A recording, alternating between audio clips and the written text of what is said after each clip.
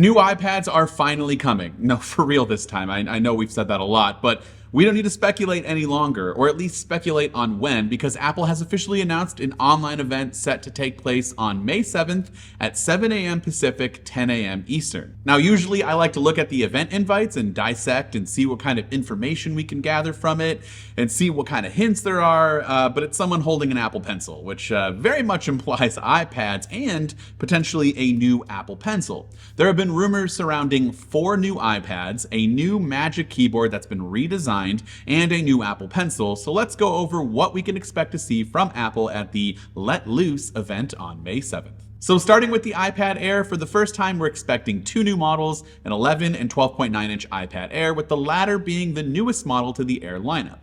Now, the most recent rumors surrounding these new larger 12.9-inch iPad Air models is that we expect the display to actually come with a good upgrade. A mini LED display, like what we have on the current 12.9-inch iPad Pro, is expected to be on the iPad Air, according to display analyst Ross Young. Ross has said that the 12.9-inch iPad Air will be using leftover mini LED display panels from the 12.9-inch iPad Pros, and he touted the lower power consumption as another benefit. Now, because Apple didn't put mini LED displays in the 11-inch model, it's unlikely that the smaller Air is going to get mini LED displays because there's no leftover stock from it. So it's more than likely going to be equipped with an LCD panel like what we have now. We're also expecting these iPads to look and feel roughly the same, with a few noticeable improvements like the M2 chip for improved performance and the possibility of a landscape-oriented front-facing camera. Now, how Apple plans to do this is unclear, since the second generation Apple Pencil connects to both the iPad Air and the iPad Pro using an inductive magnetic charger along the same side. So on top of the iPad Pro or the iPad Air, I don't know how they're going to fit the camera in there is basically what we're saying, but either way, I'm really hoping that this happens for both iPad Air and iPad Pro, because the camera just needs to be in that landscape orientation, especially on those larger iPads. It just doesn't make any sense to be looking off to the left when you're on a video call, when most of the time your larger iPad is going to be in that horizontal landscape orientation. Now, before we get into the iPad Pros, I do want to throw things over to Dan wearing a different shirt to tell you about today's sponsor, Keeper. Ever wish you could just get rid of passwords forever? Don't we all? Luckily, passkeys are here, and they're bringing us one step closer to a passwordless future. Keeper Security, the password manager that I use, and of course the sponsor of today's video, now supports passkeys on iPhone and Android. Keeper also supports passkeys in their browser extension, which means with Keeper you can create and use both passwords and passkeys across any of your devices. Passkeys let you log into apps and accounts the same way you would unlock your phone with your fingerprint or facial recognition, and they're super secure. They're phishing resistant and support 2-factor authentication by design. It's kind of wild to me that people in 2024 still don't use a password manager, and if you're one of those people, I highly recommend signing up for Keeper, and you can do so by clicking the link in the description down below for a free 30-day trial, or you can use code MacRumors50 for a 50% off discount, and I highly recommend doing so. And of course, thank you so much, Keeper, for sponsoring today's video. We're also expecting 2 new iPad Pro models. We'll have either an 11-inch or 11.1 or a 13-inch, 13.1, could be 12.9.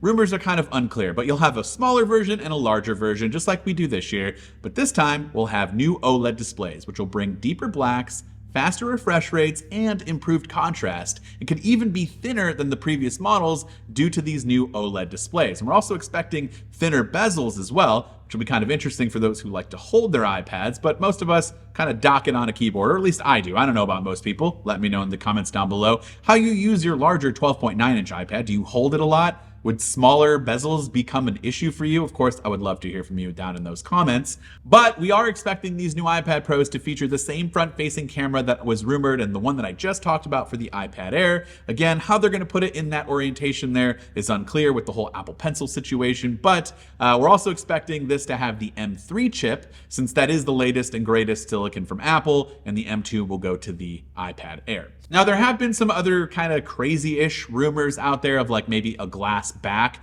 for the wireless charging, MagSafe charging of the iPad Pro. But perhaps one of the more intriguing aspects of this launch for me are the new accessories that are being rumored alongside these new iPads. So we're expecting the revamped iPad Pro models to be accompanied by a refreshed version of the Magic Keyboard that Mark Gurman has said would be more laptop-like than the current setup.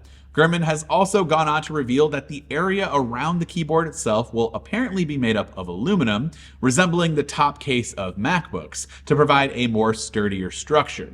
Now, Apple hopes that these changes will address some of the criticisms of the current model, which really, my biggest criticism is the exterior shell, and unfortunately, the exterior shell of the keyboard will retain the silicon cover material used on the current model and a single USB-C port, and I wish there was kind of more USB-C port options available, maybe just one extra one. Now, Gurman has also said that because of Apple using more premium materials and this being a little bit different, Apple could raise the price of the keyboard, which would be unfortunate because it's already really expensive. Now, I was really hoping for the entire thing to be made of a different material because, as I said, I don't love that silicone material, that it just doesn't hold up well over time. At least mine doesn't with the white one. It's very prone to catching some like black marks on there. If you have anything with red, I've got some red scuffs on it.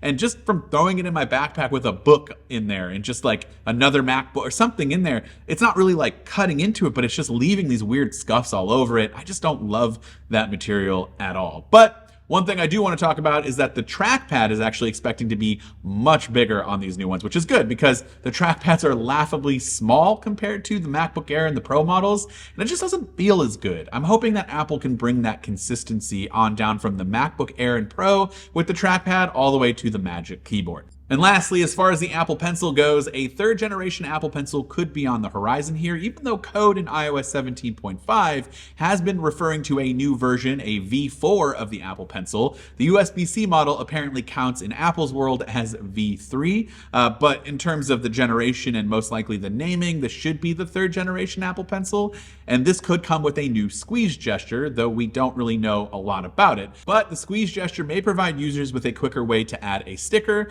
text box, signature, or a shape in an image editing app.